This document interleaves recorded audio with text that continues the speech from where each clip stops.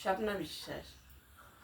হৃদয়, কারোর কথায় ধাক্কা খেলে সেটা গিয়ে আমাদের হৃদয়ে লাগে। যাদের হৃদয় নরম তাদের ব্যথা লাগে বেশি, তবে তারা ধাক্কা খেতে খেতে হৃদয়টাকে শক্ত করে নেয়। আর যাদের হৃদয়টা শক্ত তাদের হৃদয় ভাঙে না, তবে যদি বড় রকম কোনো ধাক্কা খায় তাহলে তাদের হৃদয় ভাঙে। তাহলে দেখা যাচ্ছে এই হৃদয়টা ভাঙার জন্যই তৈরি হয়েছে। আমরা যেমন জন্মেছি তেমন মরবই, আমাদের দুঃখ কষ্ট নিয়েই জীবন। তবে মাঝে মাঝে আমরা আনন্দও পাই। সেই জন্য আমাদের সবসময় ভারসাম্য রেখেই চলতে হবে।